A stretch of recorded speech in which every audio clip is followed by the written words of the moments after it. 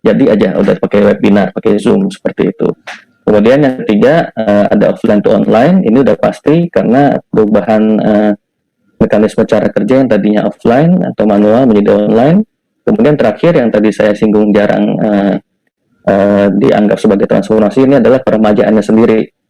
Jadi seringkali ketika kita sudah melakukan transformasi digital yang tahap 1, yaitu perubahan proses manual ke proses digital, seringkali itu dianggap sudah selesai. Padahal dalam dunia IT, teknologi itu sangat cepat berkembangan. Jadi bagaimanapun juga sistem IT itu harus tetap di-maintain dan diremajakan. Seperti itu. Nah, lanjut, saya akan coba bahas salah satu portfolio tadi yang saya singgung di depan. Ini salah satunya adalah implementasi e-commerce di perusahaan distributor suplemen kesehatan. Nah, jadi ini sekali lagi saya akan mulai dengan definisi ya. Jadi e-commerce itu kan seharusnya udah kita sering pakai sehari-hari. Ini aktivitas jual beli yang dilakukan melalui media elektronik gitu. Nah, jadi kalau kita lihat dari data yang ada di tahun 2015 mungkin waktu itu belum banyak nih masyarakat yang menggunakan platform digital atau online untuk belanja. Tapi bisa kita lihat tahun berikutnya 2016 menjadi 26%, naik sekitar 15%. Kemudian tahun 2017 itu naik menjadi 41%. Gitu. Nah, ini kenapa saya tampilkan data ini? Karena ini merupakan waktu itu acuan kami di internal untuk akhirnya melakukan transformasi digital fase 1, yaitu perubahan offline to online. Nah, jadi berikutnya saya tampilkan. Oke. Nah, jadi pada saat itu di tahun 2018 kami mencoba mencari inovasi apa saja yang bisa kita lakukan di internal untuk transformasi digital. Kemudian dapat kata tadi, akhirnya kami berinisiatif untuk membangun platform e-commerce untuk mensupport proses bisnis di internal. Nah, jadi tahun 2018 itu dibangun, tahun 2019 platformnya sudah diluncurkan, kemudian kami lakukan sosialisasi kepada penjual, distributor kami, dan para pembeli. Kemudian selain itu juga yang dipastikan adalah integrasi dengan pihak penyedia jasa ekspedisi dan pembayaran. Karena kan dalam e-commerce itu pasti ada terjadi pengiriman barang dan pembayaran melalui payment gateway ya biasanya. Nah, kemudian di tahun ini kebetulan ada COVID, ada pandemi COVID. Nah, tiba-tiba ada lonjakan sales nih. Nah, jadi kami di internal juga melihat, wah kalau lonjakannya signifikan seperti ini, berarti kita harus melakukan transformasi lagi nih, transformasi digital fase 2. Yaitu kami lakukan ada perubahan infrastruktur yang tadinya dari on-premise, atau kita pada saat itu memanage sendiri ya infrastruktur IT-nya, kemudian kita pindahkan ke yang cloud-based, seperti itu. Kemudian juga selain memindahkan infrastruktur IT, kita juga melakukan pengembangan sistem berdasarkan saran atau masukan dari para penjual dan pembeli di platform e-commerce kami. Nah, apalagi berikutnya yang bisa kita lakukan setelah kita sudah bangun sistemnya, setelah kita sudah coba optimalisasi, kita pindahkan ke cloud-based dan lain sebagainya. Nah, jadi dalam waktu dekat ini rencananya kami akan coba implementasi AI atau kecerdasan buatan untuk mempercepat pengolahan data. Karena dengan banyak data yang masuk, data ini kalau misalnya kita nggak olah, nggak punya daya nilai yang berarti. Jadi perlu kita olah dan kemudian dengan bantuan AI kita bisa mendapatkan insight-insight yang tertentu yang bisa menunjang pengambilan keputusan. Seperti itu. Nah, ini beberapa hal krusial yang perlu diperhatikan ketika kita melakukan digital transformation, terutama di fase 1 ya, karena fase 1 itu kan perubahan dari proses manual ke proses digital. Nah, ini ada 3 hal, yaitu yang pertama keamanan data. Jadi yang tadinya kalau misalnya kertas itu kan mungkin kita bisa simpan di locker, kita kunci, itu bisa dianggap udah lumayan aman gitu ya. Nah, kalau data itu kan kita bisa dibilang barang abstrak, kita nggak tahu itu disimpan di mana, terutama yang pakai cloud base ya. Nah, jadi itu perlu kita pastikan keamanannya, apakah siapa saja yang boleh akses, misalnya engineer-nya boleh akses atau enggak, atau misalnya seperti apa, itu perlu diperhatikan. Kemudian yang kedua yaitu keutuhan atau keabsahan data. Nah, ini perlu diperhatikan ketika perusahaan atau IT yang dikembangkan itu sudah mengimplementasi DRC atau Disaster Recovery Center ya. Jadi biasanya untuk menunjang kegiatan bisnis, tim IT itu pasti akan membuat yang namanya DRC atau backup, server backup. Nah, server backup ini biasanya datanya kan diambil dari data utama. Nah, ini perlu dipastikan keutuhan datanya, apakah benar-benar sama dari tempat pertama dan tempat kedua itu. Kemudian yang ketiga yaitu ketersediaan datanya. Ini nyambung juga ke yang poin sebelumnya. Jadi untuk memaksimalkan ketersediaan data, biasanya kita akan menggunakan DRC, yaitu satu server tambahan di tempat lain. Kalau terjadi sesuatu di tempat pertama, itu kita pastikan data itu tetap bisa diakses oleh pengguna. Gitu. Kira-kira seperti itu yang bisa saya sampaikan. Mungkin saya kembalikan ke Pak Wahyu. Terima kasih. Oke, menarik sekali Pak ya. Jalanannya dalam melakukan transformasi digital, apalagi Bapak melakukannya di berbagai organisasi Pak ya. Ada yang pemerintahan, ada yang swasta, kemudian juga e-commerce, macam-macam. Nah, sebenarnya dulu itu waktu mau melakukan digitalisasi di perusahaan yang pernah Bapak lakukan itu, latar belakangnya apa sih Pak? Kok mau repot-repot? Nah, gini, orang kan mungkin pikirnya begitu, ngapain sih gitu ya? Apa nih Pak latar belakangnya? Oke, baik. Jadi mungkin saya bahas yang terakhir aja ya, yang tadi saya bahas di studi kasus. Latar belakangnya yang paling pertama adalah untuk mengembangkan ekspansi bisnis kita. Karena kan kita lihat sendiri tadi dari data yang saya tampilkan, pola konsumer, pola masyarakat kita sudah mulai pelan-pelan berubah nih. Yang tadinya mungkin suka ke mall, yang tadinya lebih suka pergi jalan-jalan kemana. Terus bisa dilihat tadi di 2017 pola-pola ininya konsumennya itu sudah berubah sekitar tadi 40-an% ya, menjadi belanja online. Apalagi ditambah dengan masa COVID seperti ini, di mana PSBB kita dibatasi untuk keluar, itu pasti akan sangat berkembang seperti itu, Pak Wahyu. Oke, oh, ternyata ada ini ya, ada latar belakang yang memang perlu diselesaikan, Pak ya. Kemudian waktu melakukan digitalisasi itu bagaimana nih Pak? Perjalanannya dari awal, maksudnya tantangannya apa yang ditemuin gitu. Mungkin orang malas nih diajak berubah cara dia bekerja atau budayanya, itu tantangannya seperti apa nih Pak? Oke, yang paling pertama adalah tantangannya merubah mindset ya, mindset penjual dan pembeli. Kan kebetulan yang contoh kasus yang saya gunakan tadi e-commerce. Kebetulan distributor kami, para penjual kami udah sangat terbiasa dengan sistem offline nih. Jadi ketika kita suguhkan sistem online, aduh ini apa sih? Kenapa harus begini gitu ya? Yeah. Nah, jadi itu salah satu tantangan yang lumayan lumayan challenging lah untuk kami, yaitu sosialisasi.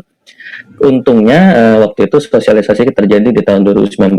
Jadi ketika ada pandemi, jadi para distributor kami sudah terbiasa mengoperasikan sistem yang sudah dibangun ini. Seperti itu, Pak Wahyu. Oke. Kemudian kan ini sudah berjalan dan mungkin akan terus dikembangkan Pak ya, proses digitalisasinya. Betul, pasti. Nah, ini efektivitasnya seperti apa nih Pak? Sebelum dilakukan digitalisasi dan sesudah diterapkan. Kemudian dari manajemen Bapak ya, bos-bosnya itu berharap apa nih Pak dari proses digitalisasi perusahaan ini untuk sekitar 10 tahun ke depan lah kira-kira. Oke. Yang paling dirasakan pertama adalah ketersediaan data, Pak Wahyu. Jadi kalau offline itu bisa dibayangkan ketika transaksi terjadi nih, misalnya di pulau lainnya, kebetulan tempat saya bekerja ini kan distributornya ada di seluruh Indonesia. Nah, jadi ketika ada transaksi, kita harus pooling data dulu nih.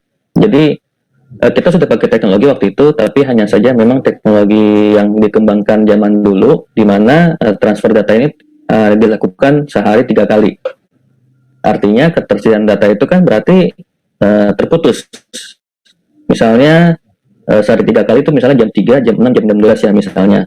Jadi dia sebelum waktu yang ditentukan tadi, data itu yang kita punya data lama, minimal data 3 jam yang lalu gitu.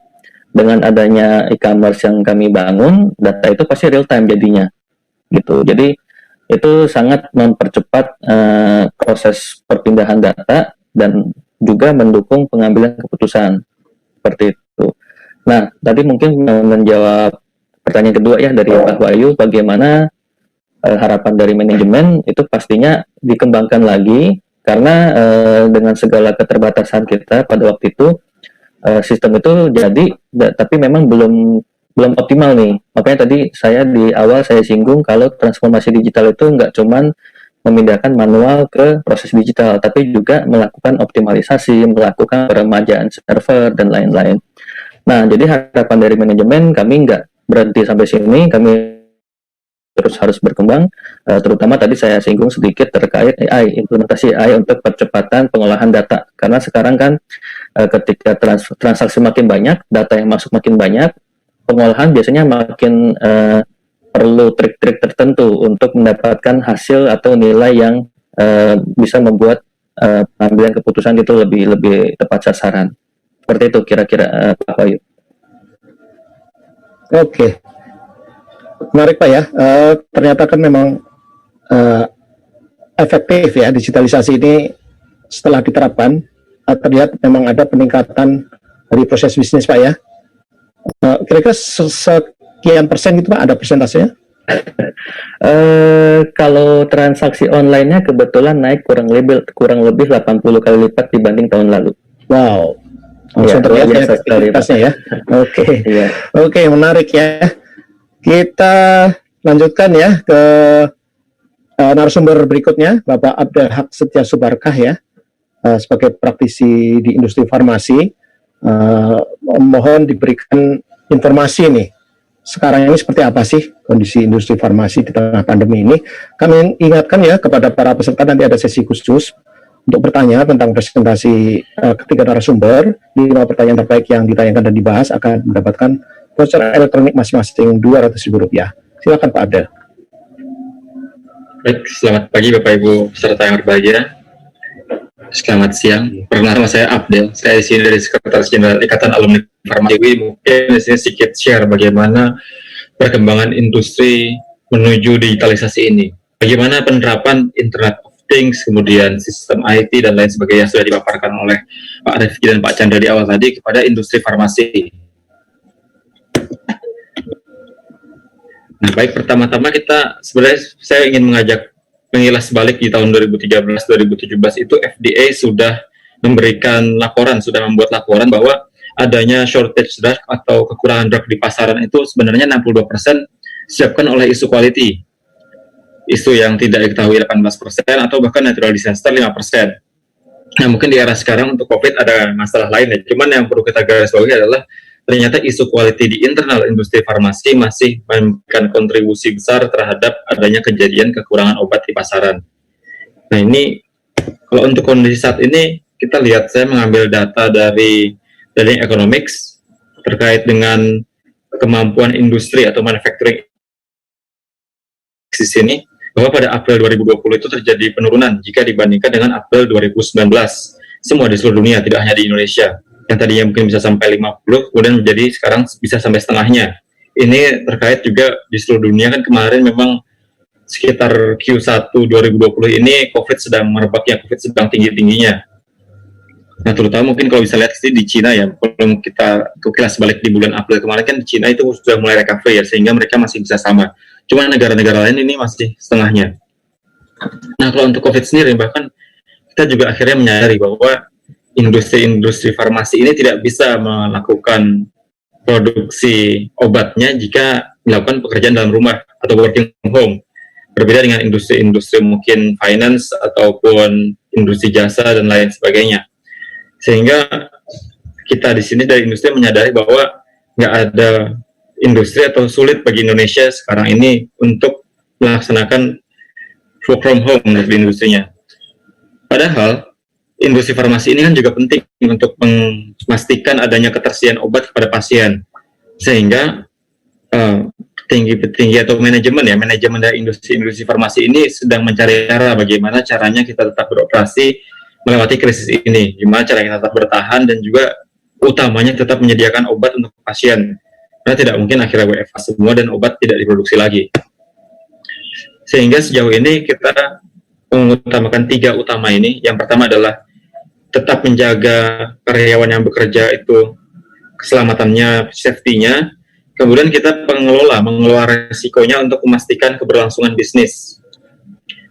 Yang ketiga adalah tetap sebisa mungkin meningkatkan produktivitas walaupun dengan jarak ataupun dengan sebisa mungkin menerapkan WFH. Nah, di sini kalau kita lihat pengelolaan resiko untuk memastikan bisnis industri farmasi, kita harus mulai terlebih dahulu dari membuat business continuity planning checklist. Jadi industri farmasi mungkin ada baiknya melakukan assessment terlebih dahulu mengenai keberlangsungan bisnis mereka dengan kondisi seperti ini. Setelah selesai dari assessment internal, kemudian apakah ada assessment di supply chain dari mulai industri farmasi, kemudian PBF ataupun apotek ataupun nanti sampai ke rumah sakit, untuk memastikan obat tetap bisa terdeliver atau terkirim hingga ke tangan pasien, hingga akhirnya bisa dikonsumsi atau bisa diberikan pengobatan terapi kepada pasien. Nah, kemudian yang tidak boleh dilupakan juga adalah membuat kajian risiko untuk mencegah COVID di industri sendiri. Karena kan awal-awal tahun kemarin juga kita banyak mendapat berita, misalkan ada industri X, kemudian ada kasus positif COVID, kemudian merebak, akhirnya lockdown. Nah, kita jelas dari industri farmasi tidak mungkin kan jika harus lockdown 14 hari, maka kapan obatnya akan diproduksi, kapan obatnya bisa akan ada di pasaran. Nah, kemudian kita lihat lagi yang terakhir adalah risk assessment for pharmaceutical quality system. Jadi gimana caranya kita tetap menjalankan protokol kesehatan, protokol COVID-19, tapi tetap menjaga PQS di industri kita masing-masing, pharmaceutical quality system. Di sini kalau saya lihat pesertanya memang banyak, sebagian besar industri farmasi tentunya nggak asing dengan PQS. Di mana PQS ini hanyalah merupakan utama dari life cycle management, dari mulai dari obat itu dibuat sampai obat itu sudah diberhentikan dari pasaran. Nah, ini yang saya kutip pertama di awalnya adalah PQS yang lama, yang tahun 2008. Dan nanti kita lihat sesuai dengan berjalannya waktu era 4.0, ini PQS ini juga akan ada modifikasinya, ada perubahannya. Mungkin perubahannya bukan hal yang prinsip, tapi ini hal-hal yang bisa sebagai penunjang PQS ini terlaksana dengan baik. Misalkan di sini hanyalah monitoring kapal, monitoring change management, kemudian di sini enablersnya hanyalah knowledge terhadap produk kita, kemudian kajian resiko terhadap produk kita. Namun di akhir nanti akan saya jelaskan bahwa akan ada banyak enabler lain yang bisa kita gunakan sebagai tools untuk bisa menjalankan PQS lebih efisien lagi, lebih produktif lagi, dan lebih memastikan kualitas produk kita sepanjang siklus hidup produknya.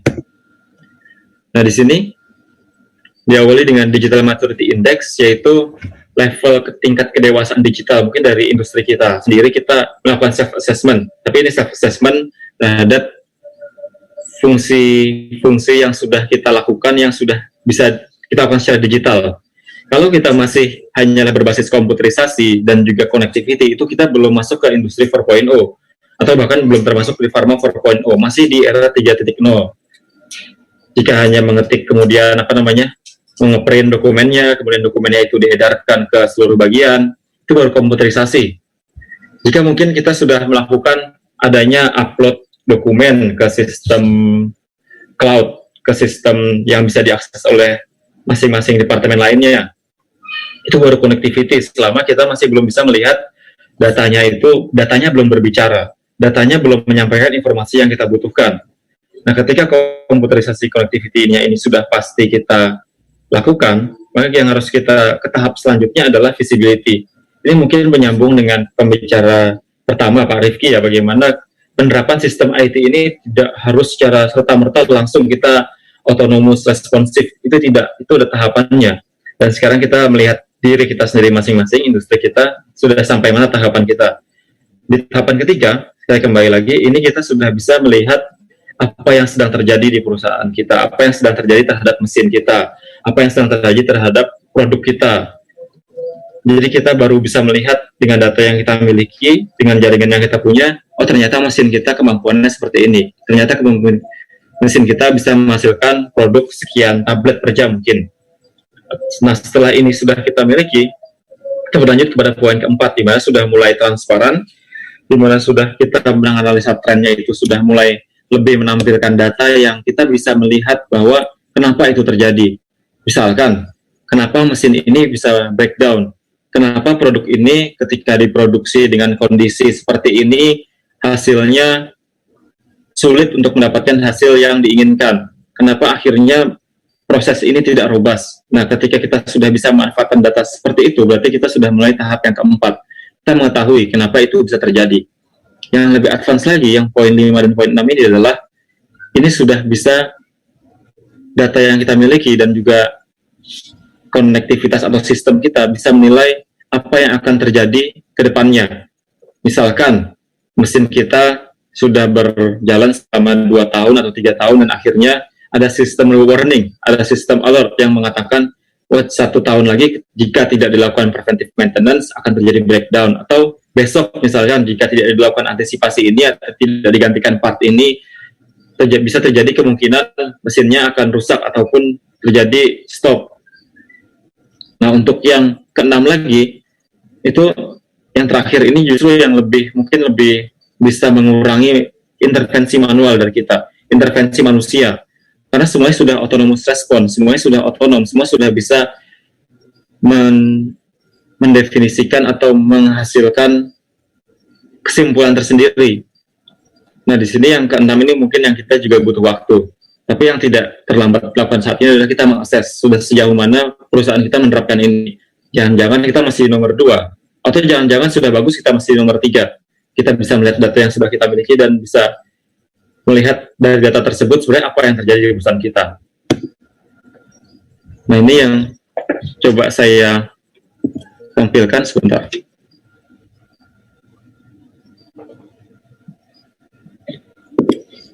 Nah, ini tadi yang sudah coba saya jelaskan di awal, bahwa PQS ini akan ada penambahannya ketika tadi kan yang gray itu adalah yang lama, knowledge management, kemudian Kappa, kemudian change management, semua bisa dilakukan dengan manual. Tapi ketika ada era digitalisasi, adanya bantuan tools sistem IT tadi, maka kita bisa melakukan adanya elemen-elemen yang baru. Ini elemen selanjutnya akan saya coba jelaskan di yang ini aja. Baik, yang keempat untuk menunjang Pharma 4.0 ini, kita ada 2 enabler yang dibutuhkan. Yang pertama digital maturity dan data integrity by design. Digital maturity tadi yang sudah saya jelaskan di awal. Namun kalau data integrity by design adalah ketika kita sudah mempunyai sistem yang bisa menjamin data integrity di seluruh perusahaan kita, di seluruh bisnis proses kita. Mungkin di sini yang teman-teman atau Bapak Ibu peserta yang dari perusahaan farmasi, industri farmasi khususnya pasti sangat tahu dengan data integrity. Karena data integrity ini termasuk isu yang sangat kritikal atau isu yang sangat sering menjadi temuan oleh FDA. Jika kita melihat warning report FDA di industri farmasi, itu kasus data integrity termasuk yang tinggi. Sehingga di sini data integrity by design menjadi enabler untuk menunjang pharmaceutical quality system, untuk menunjang penerapan PQS di industri kita.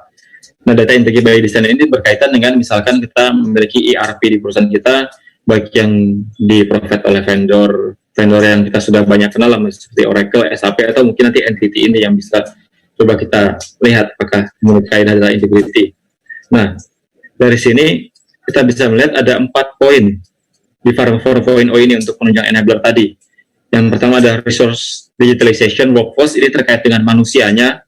Pasti manusianya harus bisa mengoperasikan juga, harus paham cara membaca data, harus paham caranya mengolah statistik. Nah, ini mungkin menjadi pertanyaan besar juga untuk industri farmasi jika nanti sudah menerapkan era digitalisasi, operatornya itu kompetensinya harus seperti apa. Yang kedua, ada information system yang holistik. Nah, di sini yang tadi sama seperti data integrity by design, ini kita sudah mempunyai sistem belum yang mengintegrasikan seluruh data kita dan terlacak ketertelusannya, traceability-nya. Kemudian yang ketiga adalah organization and process. Namun yang ketiga ini sebenarnya dititik beratkan adalah kepada prosesnya, di mana kita mengetahui knowledge proses kita terhadap produk kita. apa yang dibutuhkan. Misalkan kita produknya adalah tablet, apakah kita bisa menggunakan sistem PAT, di mana kita bisa melihat kadar saat mixing. Jadi ketika kita sudah menerapkan digitalisasi ini, konsep untuk menilai mutu produk itu sudah berada selama proses. Jadi quality built-in proses, bukan quality by testing di akhir. Ya, dan yang terakhir, yang keempat adalah communication and decision making, karena nanti pasti culture-nya akan berbeda ketika kita sudah menggunakan digitalisasi ini. Decision making bahkan bisa dilakukan sesegera mungkin ketika kita sudah bisa membaca data dan mendapatkan data dari sistem IT kita. Nah, di sini sebenarnya lebih ke arah teknisnya saja dari Pharma 4.0 key element tadi, misalkan data integrity, proses mapping, tadi yang seperti saya sudah ceritakan bahwa nantinya mungkin adanya real-time release testing. Jadi dengan adanya penggunaan IT 4.0 ini kepada perusahaan industri farmasi kita menjadi industri Pharma 4.0, produk itu ketika sudah jadi bisa langsung dirilis ke pasaran. Dan ini juga salah satu bisa menjawab isu-isu FDA yang tadi di awal, bagaimana kok bisa drug shortage itu salah satu root cause-nya adalah quality issue. Nah, ketika kita sudah menerapkan IT di perusahaan kita, itu harusnya semakin menunjang kualitas produk kita, karena ya fokus utama kita adalah quality, safety, and efficacy. Dan yang paling terakhir ini, yang paling bawah juga serialisasi dan track and trace ini juga yang sudah dimandatori ya oleh Badan POM ya. Ketika kita menghasilkan produk dan produk itu harus mempunyai unique number atau barcode, di mana bisa diidentifikasi produk itu diproduksi di batch mana, tanggal berapa, untuk tahun kapan, yang expired date kapan, itu sudah bisa diketahui. Nah, ketika sudah kita menerapkan digitalisasi ini di perusahaan kita, maka data-data misalkan yang ada di produksi, baik dari batch record, kemudian critical proses parameter yang selama produksi, critical quality attribute, itu juga bisa diakses oleh bagian-bagian yang lain.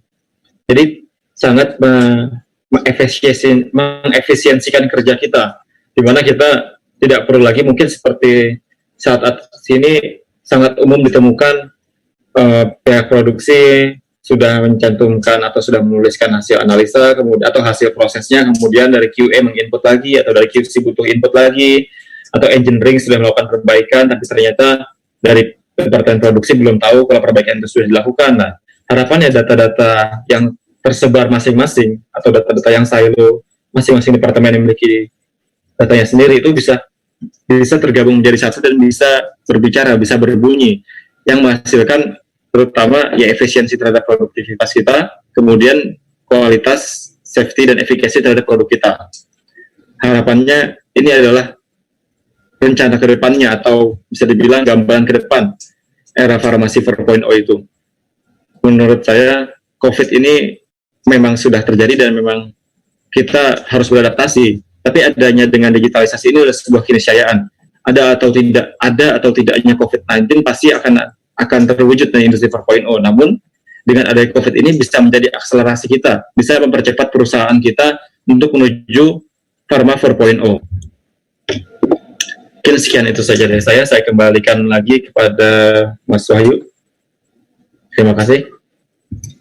Oke, Mbak Abdel, terima kasih atas presentasinya yang komprehensif ya, bisa memotret bagaimana penerapan digitalisasi di industri farmasi, apa tantangannya dan apa hal yang harus diperhatikan. Nah, kalau kita lihat selama pandemi ini kan industri farmasi menjadi tumpuan utama penanganan COVID-19 ya.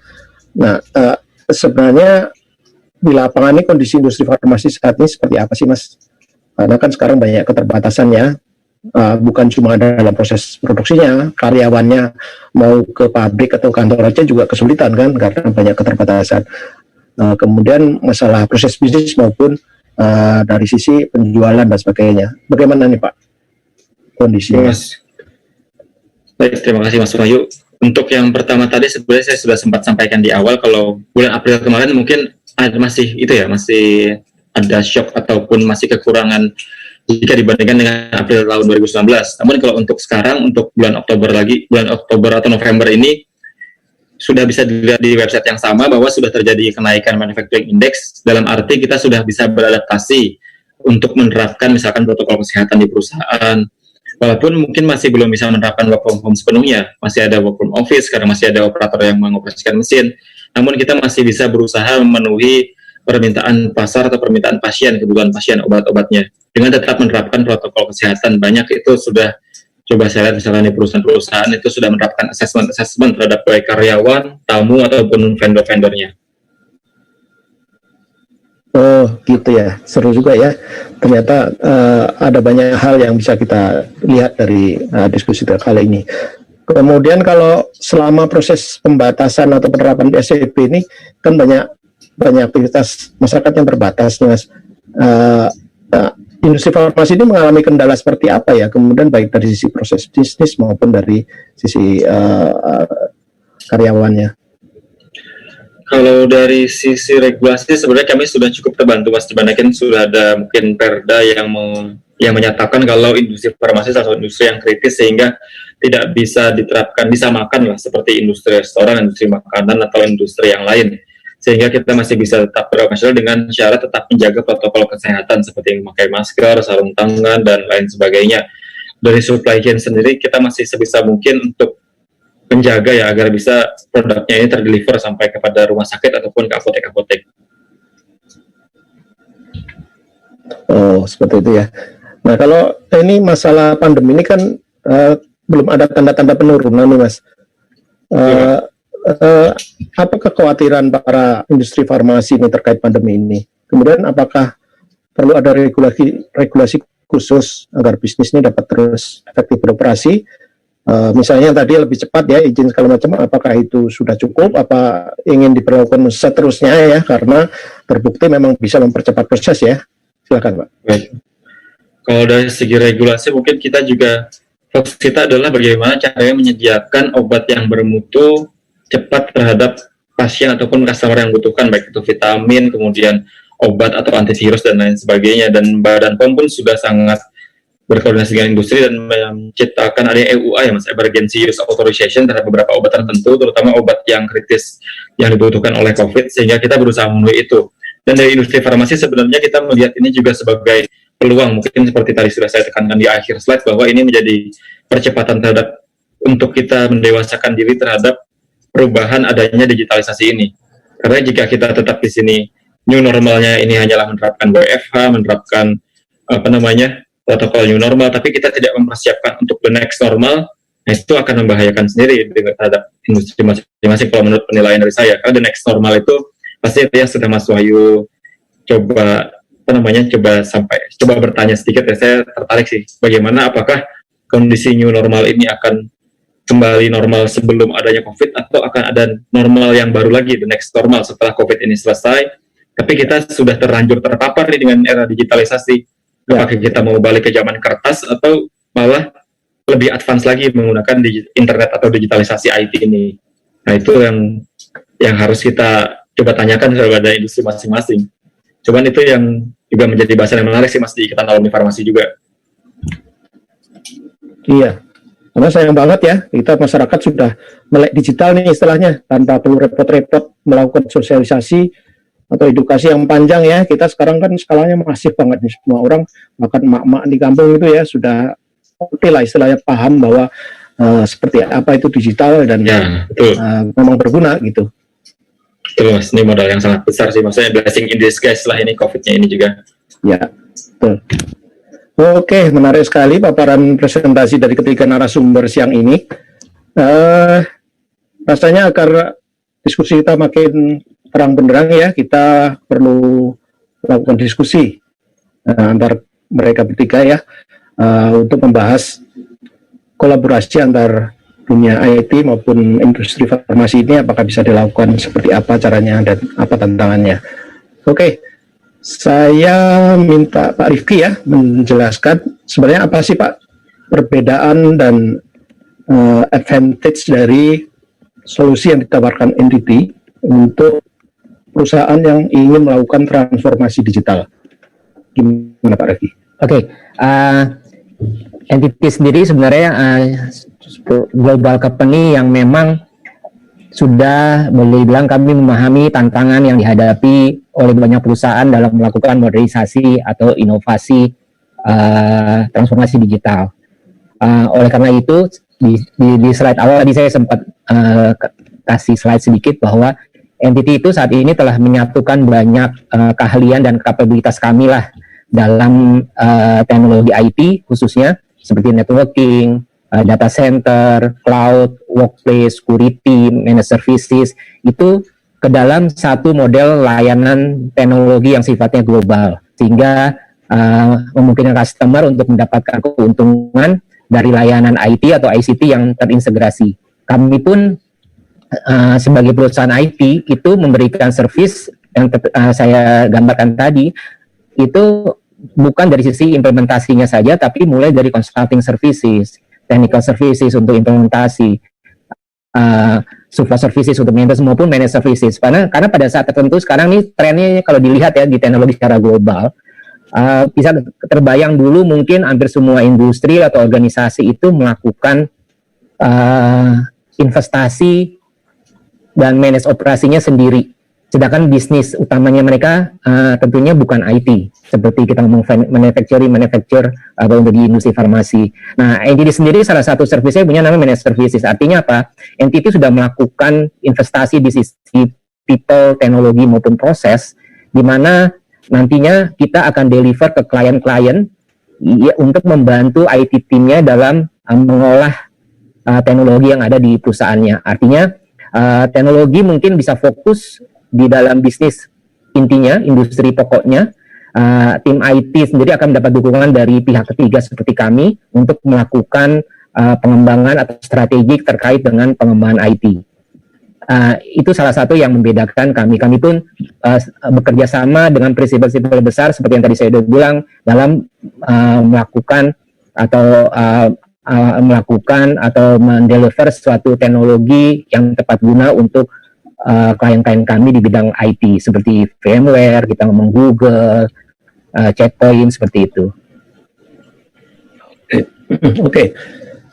Jadi memang bisa disebut proses digitalisasi ini memang harus customize, Pak ya, sesuai betul. kondisi perusahaan untuk organisasinya. Oke. Kemudian, nah ini yang mungkin jadi banyak pertanyaan untuk membuat orang penasaran nih. Nah, untuk melakukan transformasi digital ini apakah benar harus membutuhkan skala besar, harus punya server, harus punya macam-macam lah ya. Kita bayanginnya kan kalau umum kan perlu infrastruktur IT yang besar dan mungkin berbiaya besar dan harus dari ujung ke ujung ya. Nah, mungkin ke Pak Chandra dulu bisa dijelaskan, kemudian nanti bisa dilanjutkan dengan Pak Rifki. Oke, baik. Nah, terkait biaya sebenarnya tergantung kebutuhan, mungkin tergantung budget juga ya. Nah, tapi pada dasarnya IT itu sebenarnya pendukung, sarana pendukung. Artinya kalau pendukung itu sebenarnya cost-nya bisa disesuaikan.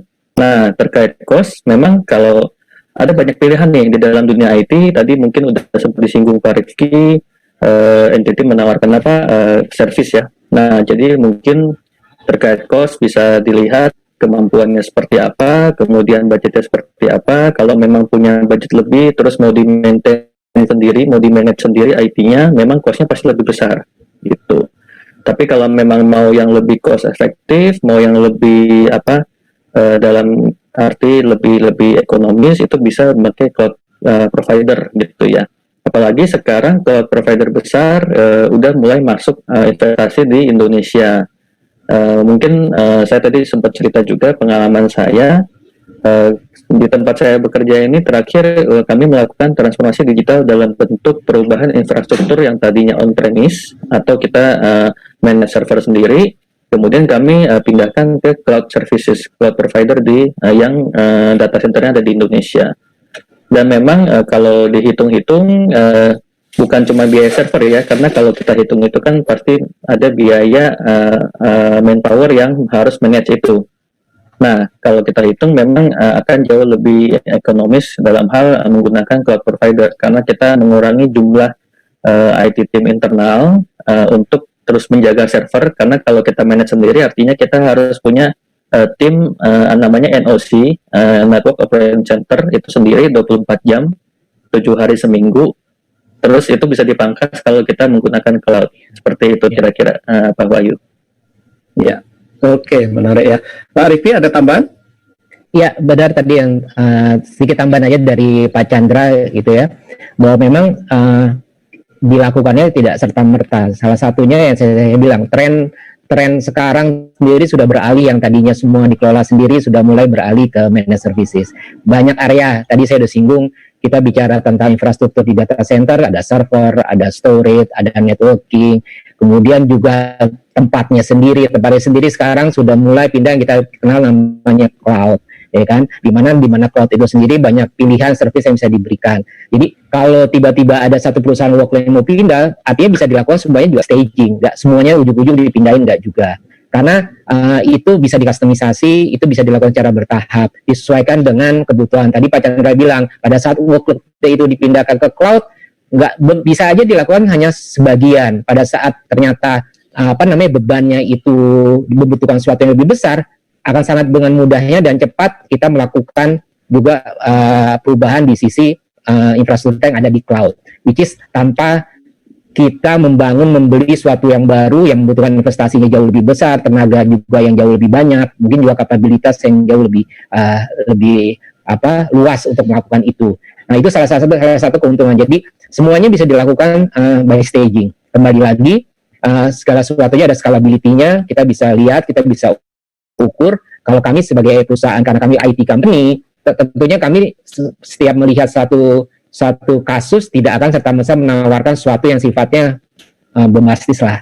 Kita akan bantu untuk melihat dulu, melakukan assessment, ya kan, melihat target bisnisnya seperti saya sudah singgung tadi, baru kita lakukan secara tepat. Bisa juga secara gradual gitu ya, ataupun memang harus dilakukan secara menyeluruh. Nah, itu kembali lagi, kebutuhan itu akan beda, ada di setiap customer atau di setiap organisasi. Gitu Pak ya. Kalau dalam penerapan itu ada proses bisnis yang harus diubah nggak Pak biasanya? Tergantung Pak. Kalau masalah proses bisnis, kembali lagi, karena proses bisnis biasa itu domain dari si organisasi yang ada di klien kami sendiri.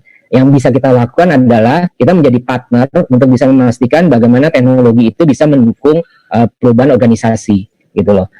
Karena kan yang tadi saya bilang, kalau kita bicara transformasi digital, sebenarnya kita nggak ngomong tentang teknologi enablement, nggak segala, kita ngomong konektivitas, kita ngomong network, kita ngomong abis itu kita ngomong masuk ke data analitik, bla bla bla, itu kan ngomong teknologi semua tuh. Ya. Tapi yang paling utama kan juga culture kita rubah, behavior kita rubah, artinya dari manajemen tingkat atas sampai ke semua karyawan itu harus punya wawasan yang sama, punya insight yang sama. Dari situ kita akan mulai masuk baru teknologi apa yang bisa diterapkan gitu loh. Jadi apakah perlu atau tidak perubahan, kembali paling utama yang paling berubah kan culture ya, behavior. Tapi kondisi pandemi paling nggak satu hal kita bisa lihat, orang sudah melek digital nih, orang sudah semakin melek teknologi. Kita ngomong dari sisi yang perorangan, dari sisi organisasi apalagi, mereka sangat sadar bagaimana mereka membangun VR untuk memastikan tetap jalan, bla bla semuanya. Jadi memang kejadian ini banyak hal positif di satu sisi, di mana teknologi menjadi terbuka, orang menjadi banyak kesempatan untuk tahu banyak tentang teknologi. Nah, organisasi biasanya akan menyesuaikan dari segala hal, mulai dari budgetnya, segala macam, kemampuannya, capability-nya, segala macam. Jadi emang semua harus dilakukannya itu secara prudent lah, hati-hati, tapi juga sistematik gitu loh. Oke, menarik sekali ya. Kalau ini nih Pak Chandra, sebenarnya sistem digitalisasi yang dibuat ini dari pengalaman Bapak nih, apakah hanya bisa diakses oleh orang-orang IT seperti Bapak, tim IT itu, atau semua bagian bisa ikut menjadi bagian dari digital transformasi itu Pak? Sebenarnya justru IT itu kan enablement. Mungkin artinya kita membuat, mungkin tadi saya singgung sedikit soal proses bisnis ya, Pak Mahir ya. Jadi kalau ditanya proses bisnis berubah atau enggak, menurut saya secara umum pasti enggak berubah. Karena kalau berubah itu bisnisnya berubah otomatis. Nah, yang berubah itu adalah proses operasionalnya, gitu. Proses pendukung penunjang si bisnis ini. Misalnya di tempat saya bekerja, jadi misalnya kita mau mendaftar sebagai eksekutor nih, yang tadinya prosesnya harus manual, isi dokumen gitu ya, kayak kita mau bikin rekening bank, kemudian divalidasi oleh tim internal kami. Nah, sekarang berubah nih. Tapi kan secara proses bisnis sama, mereka harus mendaftarkan diri gitu. Tapi memang secara operasional berubah. Yang tadinya kita punya tim ngecek dokumen, sekarang tim kita adalah tim operator IT lah bahasanya. Jadi dia ngeliat, oh ini datanya namanya benar nih, misalnya nomor rekeningnya udah cocok sama fotonya misalnya, kira-kira seperti itu Pak. Gitu. Nah, dan memang sistem IT yang baik itu harus yang merupakan yang operatable, yang bisa dioperasikan oleh tim-tim terkait lainnya di internal. Itu biasanya kita sebutnya back end tuh Pak Wahyu. Jadi selain front end itu kan berarti yang customer facing. Misalnya kalau tadi saya ambil contoh pendaftaran distributor, artinya front end-nya adalah calon-calon distributor kami. Nah, back end-nya harus ada tim support kami di internal di perusahaan yang mengoperasikan validasi data, terus mungkin nanti perlu ada koreksi dan lain sebagainya, itu perlu ada tetap gitu. Jadi memang sistem IT itu harus bisa digunakan oleh semua bagian di internal, baik itu misalnya tadi IP support atau mungkin finance atau dan lain sebagainya, itu harus bisa. Kalau nggak bisa berarti digital transformasinya belum berjalan dengan sempurna gitu. Ya, kira-kira seperti itu Pak. Ya, Pak Riki, ada tambahan tentang ini Pak, akses seluruh karyawan atau orang tertentu yang bisa mengakses selain orang IT nih Pak. Berarti kan perangkatnya harus khusus atau mereka pakai yang sudah ada nih Pak? Ya sudah ada Pak, karena teknologi sendiri kalau kita bicara mobile ya, kita bicara mobile phone atau smartphone, boleh dibilang sekarang sih udah mendukung. Yang kita menjadi concern sebenarnya adalah pada saat itu digunakan oleh banyak pengguna, tentunya itu menjadi satu kerentanan yang harus kita antisipasi, ya kan? Bagaimana kita bisa mengontrol remote worker itu atau remote access itu, ya kan? Benar-benar memberi akses itu pada orang yang tepat. Kemudian yang diakses itu benar-benar hanya sistem atau aplikasi yang boleh digunakan. Nah, itu menjadi kontrol tersendiri dalam teknologi, khususnya di security. Kalau bisa sekarang ini boleh dibilang untuk beberapa line bisnis, mulai bukan hanya input, ya, bukan hanya dia melihat report, tapi melakukan approval udah bisa dilakukan secara mobile. Artinya aplikasi dikembangkan, kemudian dideploy ke dalam mobile phone, orang di mana aja pada saat dia berada, dia akan menerima alert memberikan approval. Sebelum approval, dia bisa aja melakukan investigasi atau melihat dulu lah apa yang mesti di-approve, ya kan? Nah, tapi kita bisa pastikan bahwa sistem yang memang masuk ke dalam orang itu adalah orang yang berhak. Nah, itulah gunanya security mengontrol, akses kontrol itu menjadi menjadi penting. Log aktivitas ya untuk kebutuhan compliance itu menjadi penting. Nah, itu juga terkait dengan ngomong kita compliance and risk. Jadi teknologi semakin terbuka, tapi yang seperti saya singgung di presentasi saya, masalah security itu by design dari awal itu harus sudah diterapkan dan dipikirkan, gitu. Oke. Tapi itu kalau misalnya sebelumnya sudah ada, tapi mungkin setengah-setengah ya, atau prosesnya belum benar, apakah itu harus dibongkar habis atau bisa dilanjutkan Pak?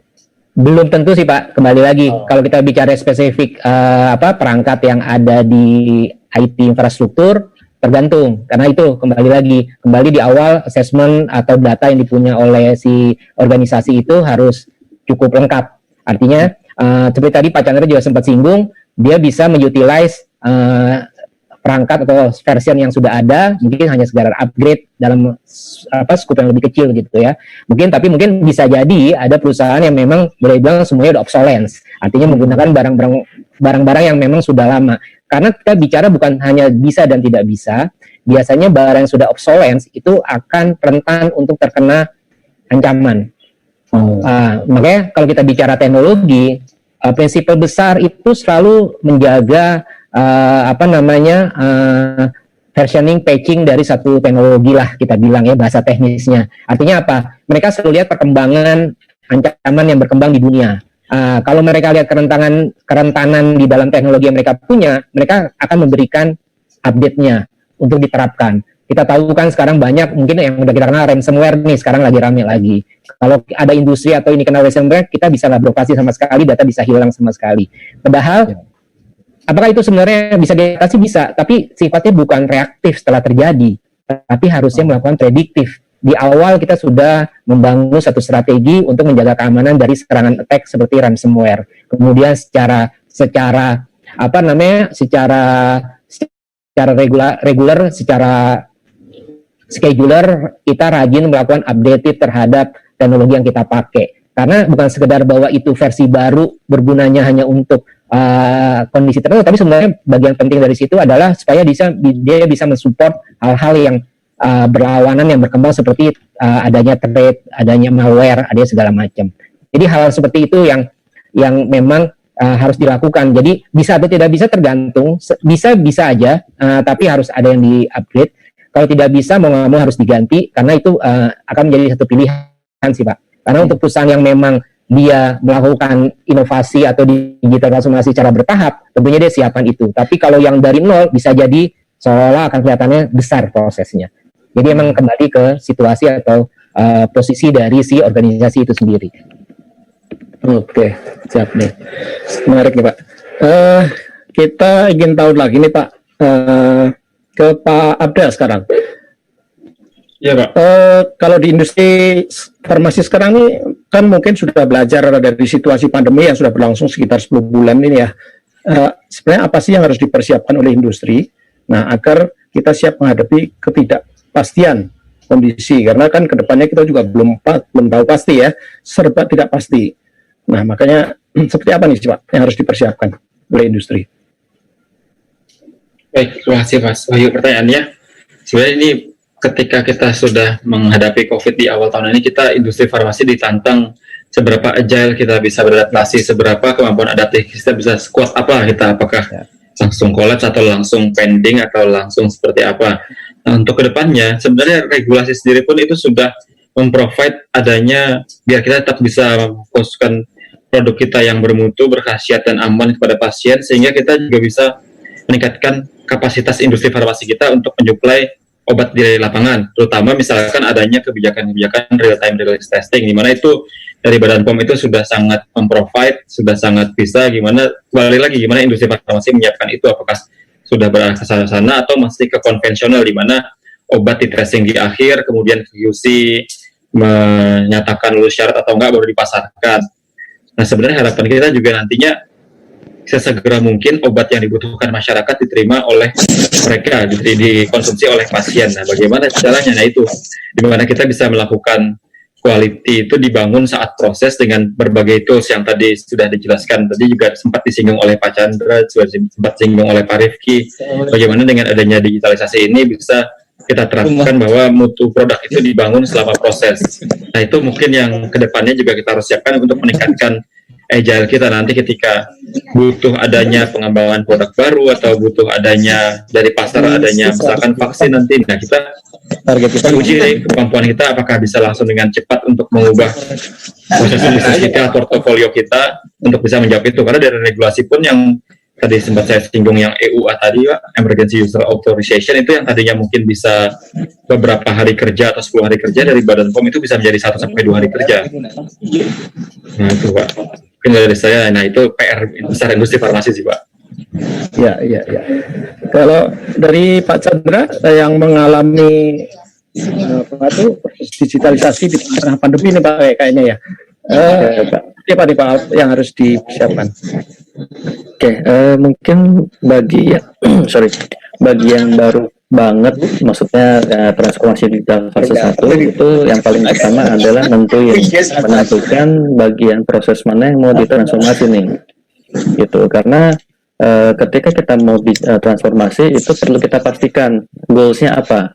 Kalau tadi saya contohkan kita mau bangun e-commerce misalnya, ya udah kita fokus bangun e-commerce misalnya. Kalau misalnya rekan-rekan di sini banyak dari manufacturer, berarti misalnya targetnya kita mau automation di bidang di sisi line production misalnya. Nah, itu perlu tentukan dulu tuh Pak Wahyu ruang lingkupnya. Karena kalau nggak ditentukan biasanya akan melebar kemana-mana tuh. Jadi kepikiran A, terus besoknya B, C, D, akhirnya nggak selesai proyeknya, pekerjaan IT-nya. Biasanya yang sering terjadi seperti itu. Nah, mungkin karena kebetulan saya juga background-nya dari konsultannya sebelumnya, jadi biasanya kami akan sangat menekankan dalam hal ruang lingkup. Apa saja nih yang mau ditransformasi. Jadi, ketika sudah ditentukan, sudah dibicarakan terutama dengan pihak manajemen, terus sudah disetujui, ya udah kita jalan dengan ruang lingkup sekian, waktunya berapa lama, durasinya, kemudian kalau memang mau ada fase berikutnya, apa aja yang mau kita laksanakan lagi nanti. Kira-kira seperti itu sih. Jadi yang paling penting disiapkan itu pertama apa nih, bagian mana dari proses bisnisnya mau ditransformasi, itu sih paling penting. Setelah itu nanti pasti bisa lanjut, mungkin saya ceritakan dikit. Jadi ketika kita mau bangun platform atau sistem, setelah kita tentukan ruang lingkup, kita harus gathering requirement bahasanya. Jadi kita sebagai orang IT kita nanya nih ke pemegang bisnis proses apa aja nih yang bisa kita digitalisasi gitu. Nah, makanya tadi saya bilang bisnis flow itu pasti nggak berubah karena proses IT itu harusnya mengadopsi bisnis flow yang sebenarnya. Kalau memang nantinya ada proses yang berubah, itu lebih ke proses-proses pendukung atau operasionalnya. Seperti itu, Pak Wahyu mungkin. Oke. Apalagi Bapak melakukan transformasi digital ini kayaknya di waktu yang tepat ya. Artinya di saat orang serba terbatas karena PSBB dan pandemi, orang kan mau nggak mau harus mengakses online. Pas pada saat itu Bapak melakukan transformasi gitu ya. Oke. Kemudian nih Pak Abdel, kita ingin tahu nih Pak, sebenarnya kondisi industri farmasi sekarang ini sudah sehat dan berkelanjutan atau belum sih Pak? Kalau memang diperlukan regulasi seperti apa mungkin yang bisa membantu mewujudkan hal itu agar industri farmasi kita ini sehat dan bisa terus berkelanjutan prosesnya. Silakan Pak. Kalau saya mengambil, masih Mas Wahyu atas pertanyaannya, kalau saya mengambil kacanya itu dari yang dua hal tadi ya Mas, dari manufacturing index di bulan April ketika krisis ini mulai berjalan, kemudian dari laporan FDA selama 5 tahun, bahwa masih ada yang butuh ditingkatkan di industri farmasi. Dan kita kembali lagi, kalau saya sih kacamatanya adalah bukan karena COVID-nya kemudian salah COVID kita seperti ini, tapi kita lebih ke arah kita sendiri yang mungkin butuh ditingkatkan di internal kita. Dan yang tadi saya coba sampaikan di slide sih, misalkan tahapannya itu untuk khusus tentang memanfaatkan IT ini di era digitalisasi pun ISPI itu sudah membentuk grup sendiri ya, sudah membentuk ISPI itu. Kalau dari teman-teman farmasi di sini atau Bapak Ibu dari perusahaan farmasi mungkin pernah dengar International Society Pharmaceutical Engineering itu sudah membuat bahasan tersendiri khusus, pun slide saya tadi juga mengambil dari bahasan dari mereka, di mana mereka membentuk bahwa saat ini kita masih mungkin mau menuju era 4.0, tapi sebenarnya masih di 3.0 yang hanya berbasiskan komputerisasi dan connectivity. Nah, ini mungkin bisa juga nanti dengan bantuan Pak Rifki atau pengalaman Pak Chandra, kita bisa menerapkan yang mulai dari visibility, kita bisa melihat apa yang terjadi di pesan kita, ataupun setelah itu kita bisa mulai tahu kenapa ini bisa terjadi, data-data yang bisa kita pakai. Dan kita kunci utamanya sih sebenarnya sama dengan jawaban Pak Chandra, ada assessment dari internal industri kita. Sudah tahapan mana digital maturity kita, sampai jangan-jangan kita yang mungkin udah ada yang menggunakan batch record secara digital, udah menggunakan tablet untuk mencatat aktivitas produksinya, tapi jangan-jangan itu hanya komputerisasi dan connectivity, belum sampai bisa membaca datanya, belum bisa adanya antar konektivitas antara value chain atau value network. Jangan-jangan itu hanya seperti itu. Nah, itu yang paling penting adalah asesmen diri kita, industri kita digital maturity-nya sudah sampai level mana. Kalau dari regulasi sih saya memandangnya sebenarnya regulasi ini dibuat bukan sebagai constraint ya, bukan sebagai pembatas industri farmasi untuk menghasilkan produknya secara cepat dan menjaga ketersediaan obat di lapangan. Justru regulasi ini untuk membuat kita lebih efisien dan lebih bisa cepat, lebih produktif. Bahkan dari CPOB sendiri itu sudah ada perubahan di 2018 kemarin yang cukup pada EU dan lebih mulai menerapkan adanya continuous process verification, ongoing process verification, di mana itu sudah menerapkan adanya real time monitoring untuk kadar, untuk adanya cemaran. Nah, itu yang jadi pertanyaan adalah infrastruktur kita udah siap atau belum. Nah, itu mungkin kembali ke industri masing-masing. Bisa jadi ada yang udah siap, bisa jadi ada yang belum siap, karena nanti kan kalau kita propose, mungkin ya dari teman-teman di lapangan industri farmasi, kalau propose ke manajemen, wah investasinya sekian M, sekian T. Nah, itu kita kembali lagi mindsetnya itu apakah, karena investasi untuk IT ini pasti kan tidak bukan satu hal yang murah, tapi juga bukan satu hal yang untuk jangka pendek. Mungkin Pak Rifki atau Pak Chandra bisa cerita nanti untuk 10 tahun ke depan kah, 20 tahun ke depan, bukan hanya sekedar 2-5 tahun kita mengharapkan return yang cepat. Nah itu gimana tantangan kita untuk ya menerapkan mindset itu sih. Mungkin itu Pak Wahyu. Oke, terima kasih. Ada banyak informasi dan wawasan yang kita dapat nih dari diskusi kita kali ini.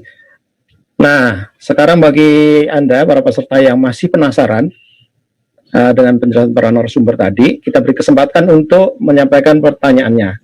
Mohon sebutkan instansi asal dan ditujukan kepada siapa. Oh ya, Anda bisa bertanya lewat raise hand atau lewat Q&A, chatting ya. Nah, seperti tadi sudah saya sampaikan, 5 pertanyaan terbaik dan dibahas narasumber akan mendapatkan hadiah menarik, yaitu berupa voucher elektronik money senilai 200.000. Oke, silakan sekarang saya buka kesempatan untuk raise hand ya. Silakan, ada tombol raise hand di bawah itu.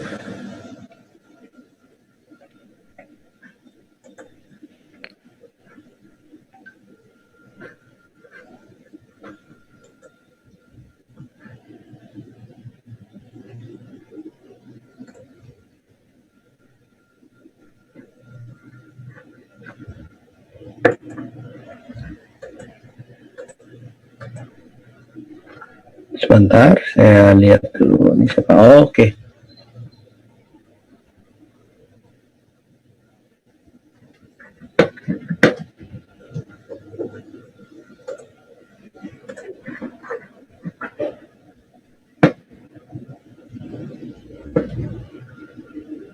Oke, ada Dr. Megawati Wijaya. Beliau ingin menanyakan sesuatu, kayaknya menarik nih. Bu Megawati Wijaya, mohon itunya di-unmute dulu mic-nya. Silakan Bu Mega. Halo, tapi lagi di jalan ini.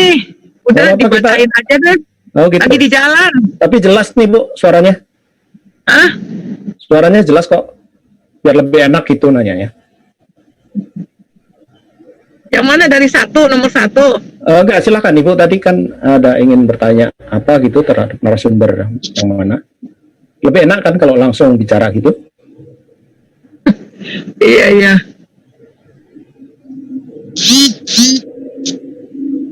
Halo. Ya, silakan Bu.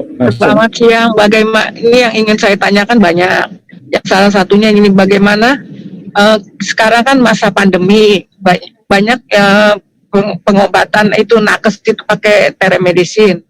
Nah sekarang telemedicine-nya kalau kita di luar area, karena kalau kita itu kan kalau area di Bekasi atau di Tangerang pasiennya, udah kitanya di Jakarta, bagaimana itu kode etiknya, apakah mengganggu atau tidak. Kemudian kalau kita mau kerjasama dengan EHO sistem digital, bagaimana? Apakah ada prosedurnya atau kiat-kiatnya bagaimana? Itu satu. Kemudian yang kedua, bagaimana kalau kita itu online SIM RS kayak di ICU. Untuk di ICU kan kalau apalagi sekarang lagi zaman COVID, jadi bagusnya kan langsung ada online, jadi langsung bisa di Nur Station. Bagaimana kiat-kiatnya untuk dengan EHO sistem. Kemudian yang lanjutnya untuk itu farmasi. Yang sekarang kan farmasi sudah banyak yang WHO. Bagaimana kiat-kiatnya? Terima kasih. Oke, ada 3 pertanyaan utama ya yang ditanya dari Bu Dr. Megawati Wijaya. Mengenai etik nih, mungkin Pak Abdel ya lebih pas ya jawab. Gimana Pak Abdel? Baik Pak Sohyo, terima kasih Mas. Saya jawab sesuai regulasi aja ya Mas, karena kan saya di industri farmasi sebenarnya, mungkin nggak, yang sekarang kan saya nggak berkecimpung banyak di kode etik terkait dengan pelayanan farmasian di rumah sakit ataupun di apotek. Cuman lebih baik kalau dari saya kembalikan ke regulasinya saja, di mana memang regulasi sudah menciptakan berbagai ruangan juga, termasuk misalnya adanya Halodoc, kemudian adanya apotek yang bisa menerima resep secara digital. Nah, saya lebih ke arah mengembalikan kepada regulasi dan aturan mainnya. Jika aturan mainnya sudah terpenuhi, maka itu boleh. Namun kembali Ibu, misalkan ada beberapa yang dilanggar, misalkan termasuk terlampau jauh ya, misalkan Bekasi ke Jakarta, bisa saja pasien ataupun yang membutuhkan perawatan di Bekasi itu mencari provider ataupun mencari jasa yang memang jasa kesehatan pelayanan medis yang ada di Bekasi juga, ataupun yang di daerah regionalnya. Karena kalau jauh mungkin ya tidak pasti juga. Cuman ya sekali lagi memang dunia kesehatan itu juga adalah salah satu dunia yang highly regulated, jadi kita kembalikan sesuai dengan regulasi yang ada masing-masing. Mungkin itu saja Mas Wahyu dari saya, Mas. Itu ya. Kemudian mungkin nyambung ke yang WFO ya tadi ya, WFO farmasi tadi ya. Tambahin lagi sekalian dulu. WFO. Ya, silakan, silakan Bu. Nah, udah untuk digital ini data keamanannya bagaimana sekarang untuk medical record-nya? Terima Oke. kasih. Itu silakan lebih pas. Iya, baik, nanti ya Pak Rizky yang menjawab data keamanan. Masalah keamanan data ya. Kalau kita lihat kan sekarang sebenarnya kembali dulu, kalau pada saat sudah melakukan digital transformasi, masalah data sudah ditaruh di cloud misalnya, di cloud-nya juga ada misalnya di on-premise kita di daerah Indonesia, contohnya kayak Google itu sudah punya infrastruktur yang ada di Indonesia, artinya secara regulasi sebenarnya mereka sudah aman. Dan dalam konteksnya semua provider itu sudah menerapkan yang namanya standarisasi di keamanan. Jadi kita ada ISO 27001 misalnya. Kita punya GDPR, ya, General Data Protection Regulation, kayak gitu-gitu. Jadi sebenarnya teknologi itu selalu dilengkapi dengan security. Pada saat terjadinya komunikasi data itu punya standar sendiri. Kita encrypt, kemudian pada saat data at rest, data disimpan itu juga di encrypt. Kemudian data itu akan disimpan sekian lama sesuai dengan standar regulasi yang berlaku, 5 tahun, 7 tahun, itu akan disesuaikan. Artinya semuanya itu kalau pada saat kita ngomong data yang memang itu ada di luar dari premisnya si organisasi, standar yang terapkan itu berlaku standar yang sifatnya memang ketat, berlaku global, ya, karena memang ada syarat-syarat tertentu untuk bisa memberikan layanan seperti itu. Jadi kita harus lolos dulu dari standar keamanan dari sisi data, dari sisi infrastruktur dan lain sebagainya. Lamanya data, retensi data itu menjadi concern, itu pasti Bu. Itu pasti dilakukan. Harus ada backup, DR segala macam itu selalu ada. Jadi kalau regulasi di Indonesia salah satunya agak unik adalah untuk beberapa negara mungkin data boleh di luar dari Indonesia. Tapi untuk beberapa industri seperti kayak perbankan itu nggak boleh data di luar Indonesia. Artinya apa? Pemberi jasa, provider harus punya infrastruktur yang ada di dalam Indonesia. Nah, setelahnya baru dilakukan standar sesuai dengan standar yang berlaku di sisi keamanan untuk menyimpan data, mengolah data. Nah, itu sesuai dengan syarat yang ada. Jadi ada banyak industri yang melakukan audit untuk memastikan bahwa pemberi jasa itu sudah menerapkan bagaimana mengamankan data itu sendiri. Itu yang pertama. Kemudian tadi saya sudah dengar bagaimana dengan telemedicine. Nah, itu sebenarnya kalau masalah data clear ya Bu ya.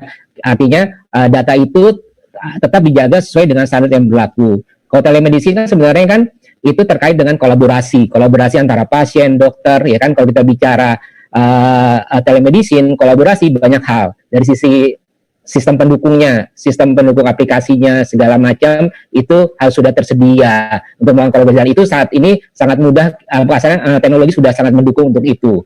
Yang kedua, masalah interkoneksi. Interkoneksi saat ini sebenarnya koneksi sendiri sudah sangat banyak pilihannya. Artinya kalau kita bicara telemedicine, dokternya ada di rumah, pasiennya ada di rumah, fasilitas untuk berhubungan antara mereka itu tergantung koneksi yang ada.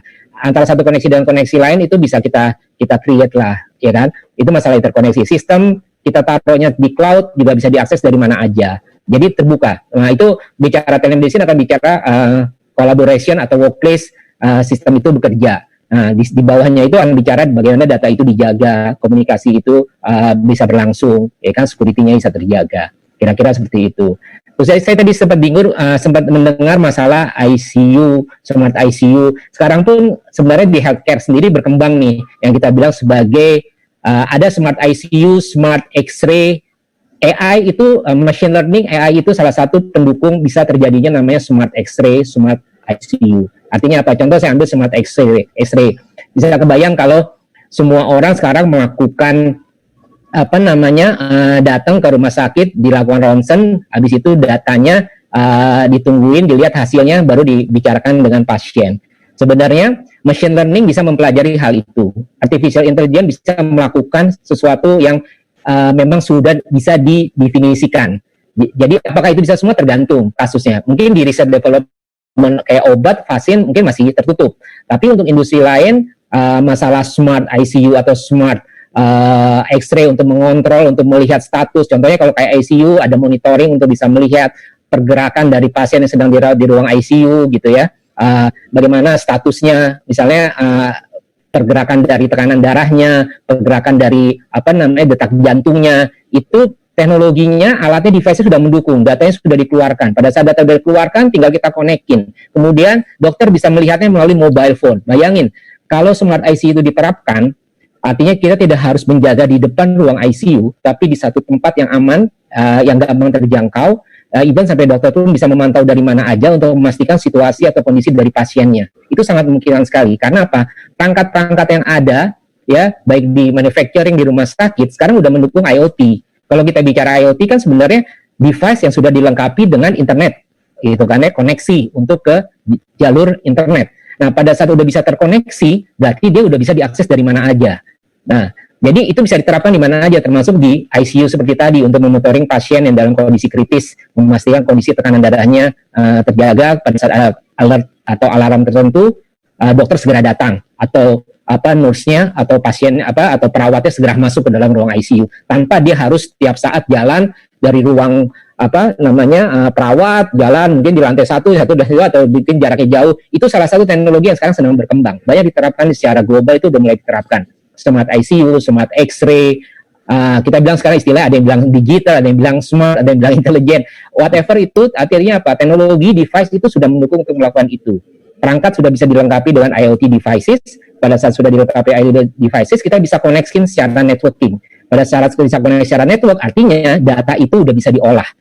Jadi kalau tadi bicaranya Pak Abdel bahwa 4.0 benar, koneksi devices terconnect, pada saat data itu sudah bisa diolah, dibaca, diinterpretasikan ke dalam teknologi by AI, machine learning, sebenarnya kita udah masuk ke 4.0.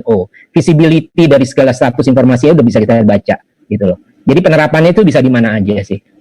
Oke, menarik sekali ya kalau kita membayangkan penerapannya bisa seperti itu ya. Ya. Itu memudahkan pasien dan dokter juga. Gantian nih ya, kita bacakan chat ya. Pertanyaan dari chatting nih, ada banyak juga ini. Coba kita pilih nih, kita harus memilih karena begitu banyak.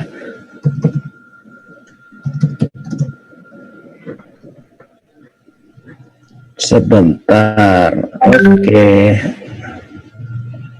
Dari Pak Denny Rizky, untuk Pak Rifki ya pertanyaannya. Ya. Nah, jika kendala terjadi di sisi customer, apakah entity bisa support 24 jam? Yang pertama. Kemudian yang kedua, bisa dijelaskan dari sisi security, serangan apa yang biasanya muncul dari internal maupun eksternal. Yang ketiga, kedepannya apakah entity bisa menyediakan solusi untuk kebutuhan industri 4.0? Silakan Pak Rifki. Oke, saya langsung jawab ya Pak. Kalau terkait managed services yang dimiliki oleh entity, kita memang beroperasi 24/7. Jadi artinya, itu sebenarnya kenapa saya bilang tadi di depan, meningkatnya kebutuhan untuk managed services. Karena dibayangin kalau satu organisasi atau satu perusahaan memiliki tim IT sendiri, yang tadi Pak Chandra udah singgung, dan dia mengelola operational IT secara 24/7, apalagi kalau yang sifatnya real time semua ya. Itu bisa membutuhkan banyak tenaga ahli, banyak orang yang harus bekerja 24/7. Nah, di entity sendiri memang fokus salah satu service managed services. Jadi teknologi yang kita bangun, orang yang kita siapkan itu untuk memantau bekerja 24/7, baik dalam sifatnya monitoring maupun melakukan troubleshooting jika dibutuhkan. Jadi itu memang ready 24/7, gitu Pak. Terusnya yang kedua apa, Pak Wahyu tadi? Yang kedua, yang dari layar hilang soalnya nih. Ya, bisa jelaskan sisi security control, ya apa yang bisa muncul internal. Ya, sekarang bisa dibayangkan Pak, kalau semua device sudah bisa terkoneksi secara internet, ya bisa akses dari mana aja, itu artinya bisa muncul serangan dari mana aja. Itu otomatis terjadi jadinya. Jadi akibatnya apa? Bentuk ancaman itu berkembangnya sangat cepat. Contohnya yang tadi saya sempat singgung, sekarang ini kalau kita ngomong di sisi IoT atau apa yang paling sering dan sekarang lagi cukup banyak lagi adalah seperti ransomware. Artinya ada pihak dari luar berusaha masuk ke dalam jaringan yang ada di satu organisasi. Kemungkinan serangannya bisa dari mana aja, terbukanya adanya adanya kerentanan dalam koneksi internet misalnya, atau juga bisa juga yang kita bilang sebagai phishing. Artinya pada saat kita punya staff, kita nggak bisa juga membiarkan mereka mengakses atau menerima email apa adanya. Jadi kalau kita ngomong security sebenarnya ada dua. Kita bicara dari sisi risk maupun cyber attack. Kalau cyber attack secara teknologi sekarang sudah banyak dikembangkan untuk menjaga satu environment dari serangan seperti VMware atau artinya apa? Kita bisa mulai mempelajari kalau ada akses yang masuk secara tidak legal ke dalam lingkungan environment kita. Kita bisa mempelajari trennya, kita bisa mempelajari behaviornya, kita bisa mempelajari modelnya. Jadi itu yang saya bilang, kita tidak reaktif, tapi kita prediktif untuk menjaga environment security dari perusahaan kita. Karena kita mempelajari setiap akses yang masuk, kita mempunyai data log setiap akses yang digunakan, sehingga kita bisa mempelajari kemungkinan-kemungkinan yang akan terjadi. Itu satu. Nah, yang kedua sebenarnya yang perlu dibangun adalah kesadaran di dalam pegawai itu sendiri. Yang kita bilang itu kaitan nanti ke compliance atau governance risk. Harusnya prosedur keamanan sudah diciptakan oleh masing-masing perusahaan. Contohnya seperti mengirim email keluar. Itu juga nggak boleh sembarang mengirim email keluar. Kemudian menerima email, jika ada attachment yang tidak jelas nggak boleh sembarangan dibuka. Pada saat dibuka ternyata itu isinya malware atau virus. Nah itu juga bisa. Kemudian kalau kerjasama dengan pihak tiga, memastikan networknya diaksesnya juga diatur, nggak bisa sembarangan. Jadi dua teknologi dari satu sisi berkembang, threat-nya pun berkembang, ancamannya pun berkembang, tapi tetap manusia itu megang peranan penting. Jadi kalau kita punya perusahaan, di dalam perusahaan itu bagaimana kita selalu mengeducate semua karyawan untuk menjaga keamanan data perusahaan dengan cara-cara yang berlaku sesuai dengan standar yang berlaku. Yang tadi saya bilang, itu yang kita bilang sebagai bagaimana kita membatasi serangan secara phishing yang sifatnya dalam bentuk email, akses internet, itu nggak boleh kita sembarangan kita buka. Kira-kira seperti itu, Pak. Yang ketiga itu apa ya? Industri 4.0 Pak, bisa nggak kita menyediakan solusi? Ya, atau otomatis saat ini kita sendiri yang tadi saya bilang, entity untuk sisi cloud, sisi infrastruktur, networking, itu sudah banyak melakukan implementasi solusinya, termasuk juga penggunaan big data, ya, kemudian penggunaan machine learning, artificial intelligence. Itu artinya pada saat dibutuhkan kami siap untuk membantu klien untuk melakukan kajian dan bagaimana membangun planning untuk menerapkan industri 4.0. Oke, terima kasih. Jawabannya sudah jelas banget. Kita cari penanya berikutnya. Sekarang gantian ya, chatting ya. Oh ini setting. Ada yang itu raise hand? Coba kita lihat dulu. Mana yang chatting dulu? Bentar.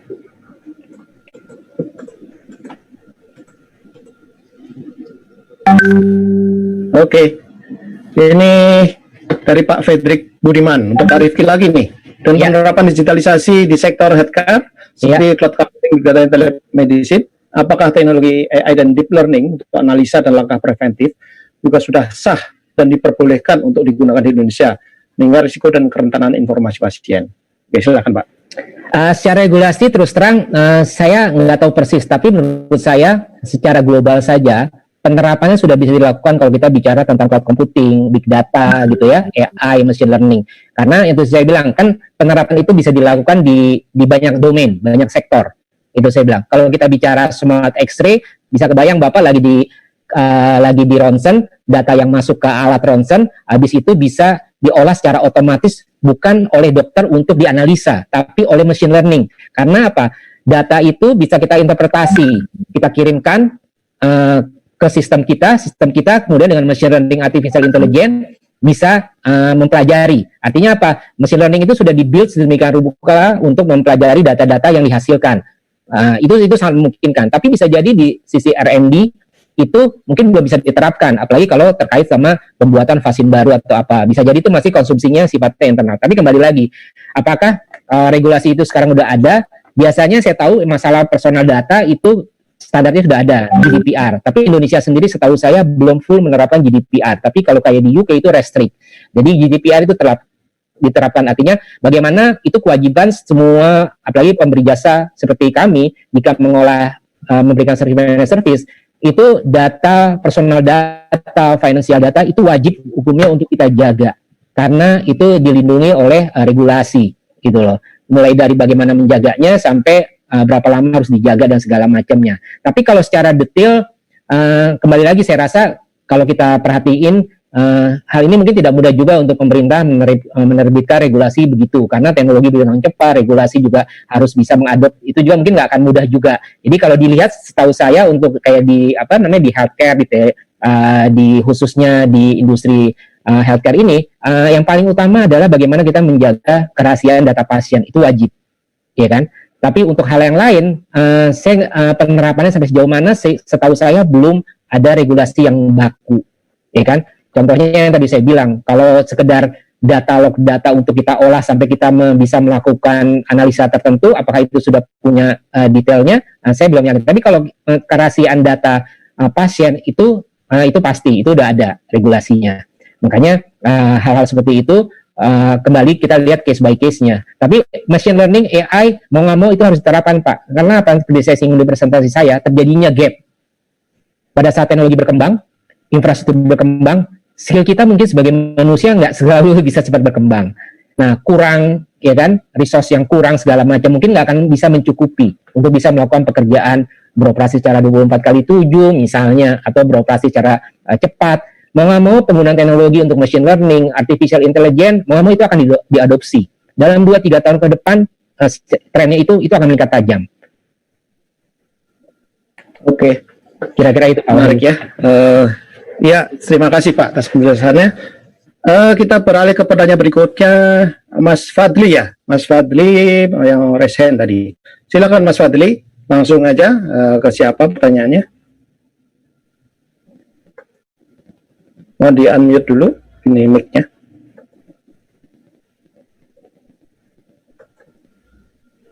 Halo Mas Fadli, silakan. Ya Pak. Ya, silakan Mas Fadli. Pertanyaannya saya ke Pak Abdel, Pak. Ya, silakan. Ke Pak Abdel, izin bertanya. Untuk dari di Pharma 0.0, karena saya bergerak di industri farmasi ya Pak, itu apakah regulasinya itu sudah siap Pak untuk melihat kecepatan pergerakan teknologi ini? Takutnya nanti kita sudah berkembang terlalu jauh, tapi regulasi belum siap, nantinya kita akan lagi ke belakang. Dan apa yang ditawarkan oleh NTT ini juga saya lihat sudah cukup bagus untuk mendukung ke arah sana ya Pak. Lalu bagaimana dengan regulasinya untuk terkait dengan akselerasi teknologi ini di dalam segi keamanan dan kualitas obat Pak? Terima kasih. Ya, silakan langsung Pak Abdel. Ya, terima kasih banyak Pak Fadli atas pertanyaannya.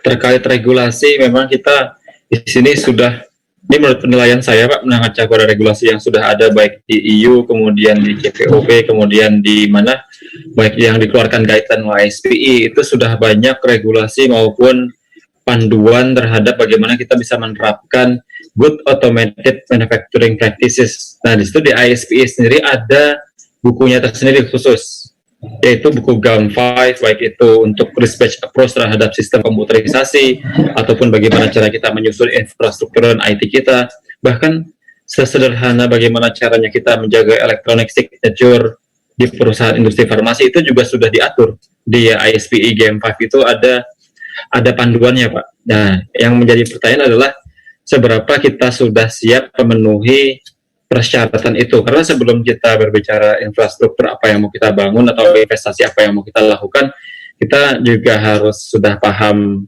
guideline-nya atau regulasi tersebut dulu, karena khawatirnya ketika kita masih belum pelajari itu, maksudnya belum menerapkan atau belum tahu requirement apa yang dibutuhkan, kemudian kita meng-approach vendor siapapun itu, meng-approach pihak jasa ketiga untuk mengimplementasikan IT dan ternyata tidak comply, nah itu akan menjadi masalah baru di mana kita sudah mengeluarkan invest yang cukup besar juga di bidang IT, namun ternyata belum comply. Nah di situ yang tantangan bagi kita adalah kita coba melakukan assessment terhadap regulasi ataupun terhadap panduan itu, dan akhirnya baru kita meng-approach kepada pihak ketiga atau vendor, dalam hal ini entity bisa mensupport. Nah kita bisa melihat nih diskusi lagi nih antara pihak user sebagai provider atau yang ingin di-provide dengan provider. Jangan sampai nanti vendor sudah mengcoding sesuatu ya ternyata nggak comply dengan apa yang sudah disyaratkan oleh industri farmasi, karena sekali lagi ya industri farmasi itu kan memang highly regulated Pak, dan itu memang semuanya khusus untuk menjaga kualitas, keamanan dan mutu obat kita. Oke, terima kasih Pak Abdel, penjelasannya sudah cukup terang ya penjelasannya. Kemudian kita lanjutkan pertanyaan berikutnya, masih ngantri banyak ini,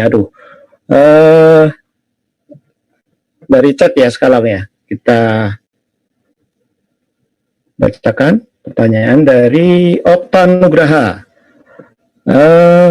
Untuk bisnis B2B banyak sekali aturan untuk engage ke customer. Bagaimana langkah digital di era transformasi untuk dapat melakukan penetrasi pada customer dan calon customer di tengah pandemi? Satu hal yang menjadi tantangan adalah ada customer yang masih belajar memahami konsep digitalisasi ini seperti generasi milenial. Ini Pak Chandra yang lebih tepat ya. Silakan Pak Chandra. Baik, terima kasih Pak Bayu. Mungkin ini spesifik ya untuk bisnis yang B2B ya. Nah, jadi kembali lagi nih, tadi mungkin saya juga sempat cerita tentang implementasi e-commerce. Kebetulan kan di internal kami bisa dibilang B2B ya sebenarnya, karena kami memberikan wadah e-commerce atau platform untuk distributor kami menjual produknya gitu ya. Nah, itu salah satu yang memang yang paling berat adalah sosialisasi gitu. Jadi langkah yang paling utama harus dilakukan adalah kita melakukan sosialisasi nih.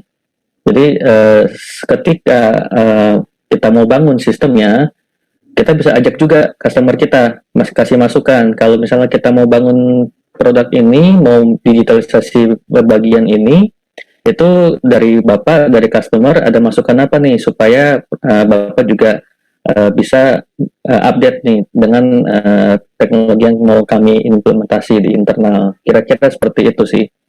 Jadi bisa dilibatkan dari proses analisa, dari proses requirement, kemudian nanti masukannya ditampung, kemudian diimplementasi.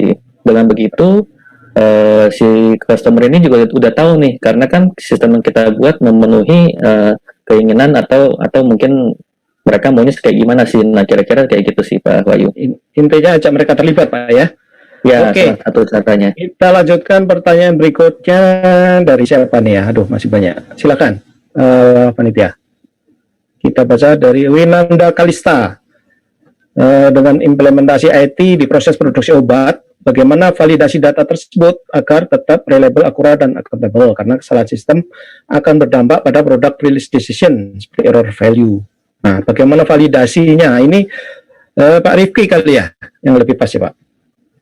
Silakan Pak. Mungkin Pak Abdel dulu kali, Abdel dulu. Di pengalaman. Ya, di industri seperti apa nih Pak penerapannya? Ya. Nah, kalau pengantar mungkin dari saya Pak Rifki ya. Terkait dengan validasi ini memang di industri farmasi punya sedikit kekhususan terkait dengan CSV atau Computerized System Validation, di mana kita juga mengacu kepada 21 CFR Part 11 menjaga data integrity, yaitu Alcoa Plus. Yang pertama ini lebih merefresh lagi ya Bapak Ibu ya, attributable, yaitu kita mengetahui siapa yang masuk atau jelas identifikasi siapa yang melakukan pengoperasian apapun atau penginputan data apapun. Yang kedua adalah legible, di mana datanya itu tersedia terus-menerus dan bisa terbaca jelas. Kemudian contemporaneous, di mana kita bisa melihat kalau datanya itu di input misalkan pukul 12.46 ini ya akan tertulis saat itu juga, bukan hari yang kemarin ataupun hari yang akan besoknya. Jadi real time saat itu, contemporaneous, kemudian original dan akurat. Nah, dari sini memang tantangannya adalah bagaimana sistem IT itu bisa memenuhi kaidah-kaidah validasi ini yang harus dipenuhi oleh industri farmasi. Nah, nanti mungkin ini Pak Rifki yang bisa menjelaskan. Tapi kalau dari segi industri farmasi ya itu yang harus kita jaga, data integrity, Alcoa, tadi mungkin Pak Chandra juga sudah ceritakan bahwa, atau Pak Rifki sempat mention tadi ya, kalau hak-haknya untuk menggunakan otorisasinya orang tersebut ya hanya orang tersebut yang bisa. Itu salah satu bagian dari data integrity. Betul, betul.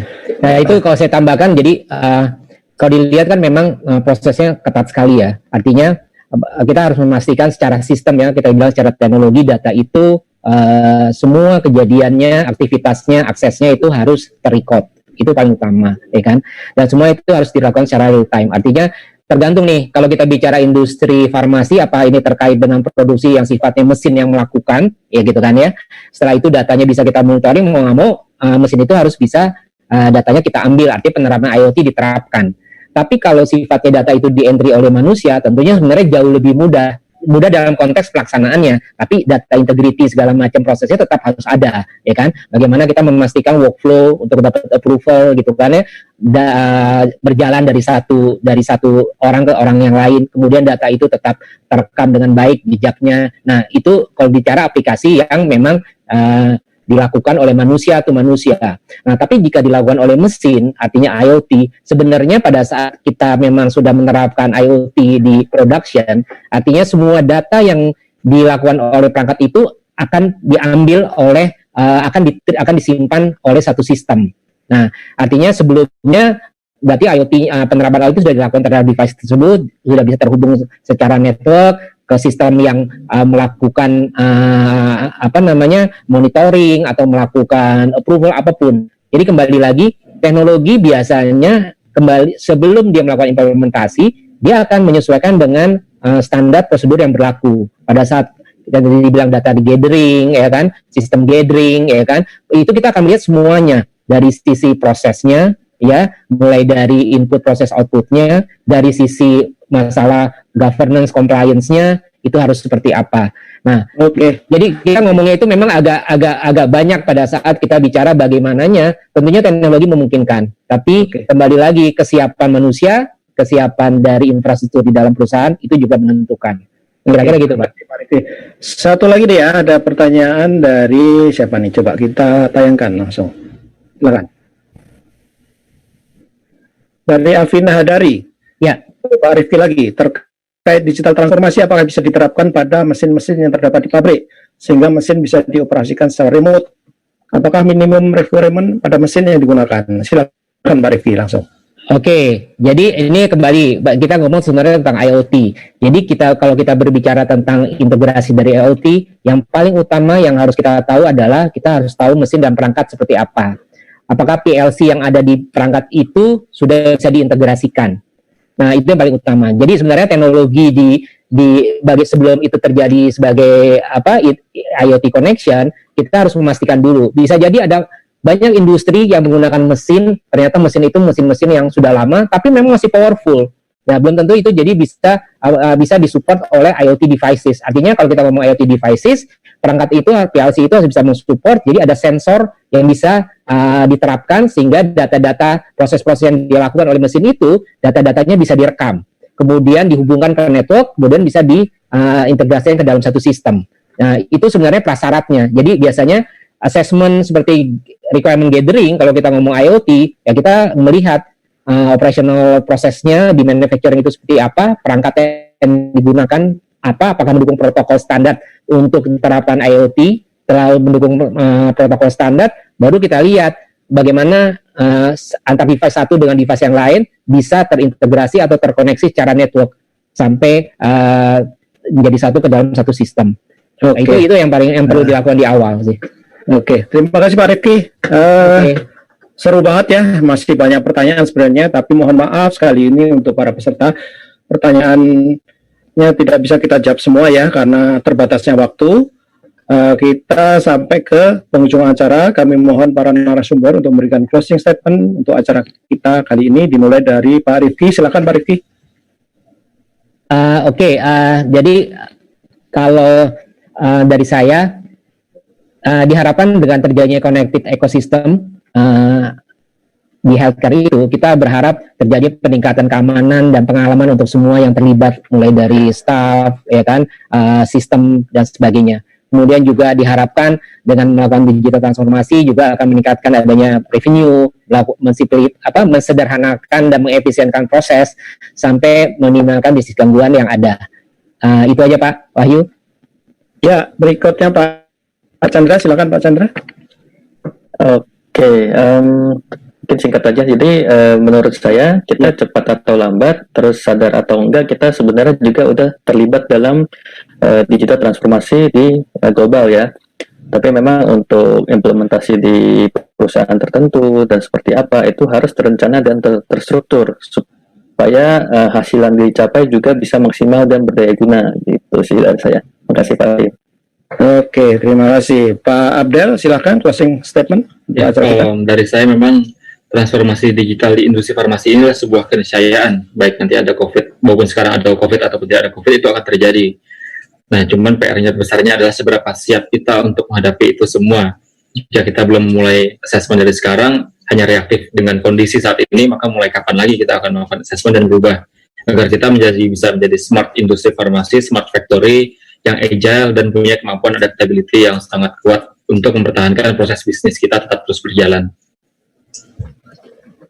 Oke, terima kasih pada para narasumber untuk acara kita siang ini, sangat menarik dan penuh informasi ya. Semoga kita bisa membuat kita penasaran karena akan membuat kita terinspirasi dan ingin tetap produktif dengan berbagai cara meski banyak keterbatasan. Dari acara kita hari ini, saya ada beberapa hal yang mungkin bisa disimpulkan ya. Yang pertama, industri farmasi memang sedang menjadi sorotan utama dalam penanganan COVID dengan semua tantangannya yang tadi sudah dijelaskan bisa diberikan solusinya lewat teknologi, baik lewat IoT, data analytics, cloud, dan AI. Proses digitalisasi harus mempertimbangkan behavior dan budaya di organisasi agar bisa berjalan lancar. Kemudian yang ketiga, transformasi digital bisa dilakukan secara bertahap sesuai kondisi masing-masing organisasi atau perusahaan. Kemudian yang terakhir, masalah security tidak usah khawatir kalau ingin melakukan digitalisasi karena sudah menjadi satu dengan solusi yang ditawarkan. Oke, saya kira kita sudah sampai di penghujung acara. Dari berbagai pertanyaan tadi, kita bisa lihat ya pemenangnya ada siapa aja kita sebut sini. Ada Denny Rizky, Fredrik Budiman, Fadli Hakim, Dr. Mega, dan Okta Nugraha. Silakan mengisi data pribadi ya di kolom chat untuk kita hubungin nanti. Oke, akhirnya waktu juga yang memisahkan kita, sangat terbatas waktunya. Mohon maaf, saya yakin masih ada banyak pertanyaan dan rasa penasaran, tapi nggak apa-apa. Kita harus tetap produktif dan semangat, serta jaga kesehatan. Wassalamualaikum warahmatullahi wabarakatuh. Selanjutnya waktu kami serahkan kembali kepada Mas Kama. Silakan Mas Kama.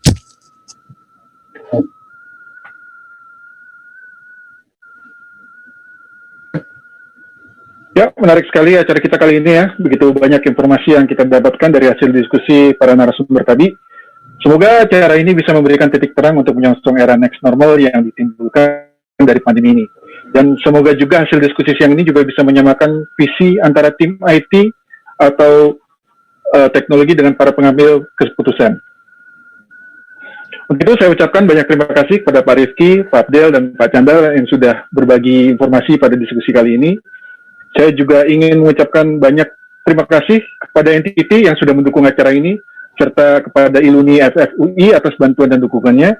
Begitu juga terima kasih saya ucapkan untuk Checkpoint, Google Cloud, VMware, dan Tech Data.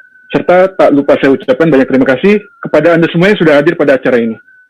Nantikan selalu acara Next Trend Talks berikutnya. Jangan lupa untuk follow Instagram Next Trend di @nexttrend dan saksikan video-video Next Trend di channel YouTube @nexttrendgrid.